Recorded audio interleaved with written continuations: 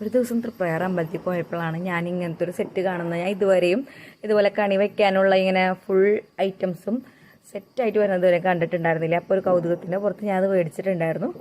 അപ്പോൾ അതിൻ്റെ അൺബോക്സിങ് ആണെന്ന്. എന്തൊക്കെയാണ് നമ്മൾക്ക് ആ ഒരു കവറിൽ ഉള്ളതെന്ന് അറിയാനായിട്ട്. 425 രൂപയായിരുന്നു ഇതിൻ്റെ പ്രൈസ്. ഇതിനുള്ള ഐറ്റംസ് നമുക്ക് ഇതിൻ്റെ ഉള്ളിൽ ഉണ്ടോ എന്ന് നോക്കാം. ആദ്യം തന്നെ നമുക്കൊരു ഓടക്കോയിലാണ് ഉണ്ടായത്. നല്ല ഭംഗിയുണ്ട്. പിന്നെ ഇതുപോലെ വെക്കുന്നൊരു ഇതിന് വിഷറി പോലെ ഉണ്ട്, പേരെനിക്കറിയില്ല. വിഷറി പോലത്തെ ഒരു സംഭവം ഉണ്ടായിരുന്നു. പിന്നെ നെക്സ്റ്റ് നമ്മൾ നോക്കുന്നത് ഒരു വാൽക്കണ്ണാടി ഉണ്ടായിരുന്നു കേട്ടോ ഇതിൻ്റെ ഉള്ളിൽ. അപ്പോൾ ഞാൻ എപ്പോൾ കണി വെച്ചാൽ ഇതുപോലെ വാൽക്കണ്ണാടി ഉണ്ടാവാറില്ല. അപ്പോൾ എനിക്ക് ഭയങ്കര ആഗ്രഹമായിരുന്നു. നെക്സ്റ്റ് ഓരോ വട്ടവും ഞാൻ വിചാരിക്കും ഇനി കണി വെക്കുമ്പോൾ നല്ല ഭംഗിയിൽ തന്നെ വെക്കണം, എല്ലാം ഉൾക്കൊള്ളിച്ചിട്ട് വെക്കണം എന്ന്. നെക്സ്റ്റ് നമുക്കൊരു കോടിമുണ്ടും ഒരു കോയിനും അതിൻ്റെ ഒപ്പം ഒരു മയിൽപ്പീലിയാണ് കൂടെ കിട്ടിയിട്ടുള്ളത്. നെക്സ്റ്റ് നമുക്കൊരു മഞ്ഞപ്പട്ടുണ്ട്. നമ്മുടെ കൃഷ്ണനെ ചൂടിക്കാനോ അല്ലെന്നുണ്ടെങ്കിൽ നമ്മളുടെ ആ ഉരുളിക്കൊക്കെ ഒന്ന് കവർ ചെയ്യാനൊക്കെ ആയിട്ട് മഞ്ഞപ്പട്ട് വെക്കാറുണ്ട്. അപ്പോൾ ഒരു മഞ്ഞപ്പട്ടുണ്ട്.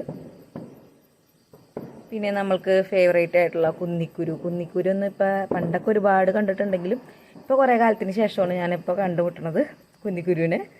പിന്നെ നമ്മുടെ ശിങ്കാറ്, കൺമഷി, അങ്ങനത്തെ ഐറ്റംസൊക്കെ ഉണ്ട്.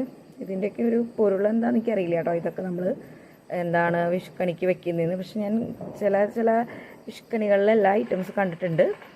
മഞ്ചാടി ഉണ്ട് അതിൻ്റെ കൂടെ. ഞാൻ പറഞ്ഞില്ലേ ശിങ്കാറും ഉണ്ടായിരുന്നു അതിൻ്റെ കൂടെ.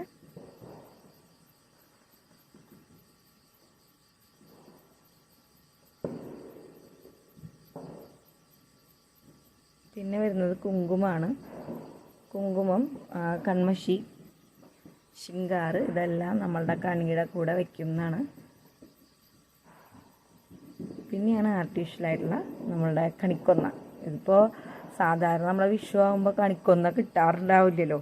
അപ്പോൾ ഇതുപോലത്തെ ആർട്ടിഫിഷ്യലായിട്ടുള്ള കണിക്കൊന്നകളാണ് ഇപ്പോൾ നമ്മളൊക്കെ ഉപയോഗിക്കേണ്ട അവസ്ഥയാണ്. പക്ഷെ ഇപ്രാവശ്യം ഞങ്ങളുടെ വീട്ടിൽ അത്യാവശ്യം ഉണ്ടായിരുന്നു കേട്ടോ കണിക്കൊന്ന. അതിൻ്റെ പേരിൽ ഇത് നമുക്ക് ആവശ്യമില്ല ശരിക്കും. എങ്കിലും നമ്മൾ നേരത്തെ കുട്ടി മേടിച്ച കാരണം നമ്മളുടെ ഈ ഒരു പാക്കിൽ ഇതും കൂടി ഉൾപ്പെട്ടിട്ടുണ്ട്. അപ്പോൾ ഇത്രയും ഐറ്റംസാണ് നമ്മളുടെ ഈ ഒരു പാക്കറ്റിലുണ്ടായിരുന്നത്. എനിക്ക് അത്യാവശ്യം ഇത് ഒരു അഫോർഡബിളായിട്ട് തോന്നിയിട്ടുണ്ടായിരുന്നു കേട്ടോ.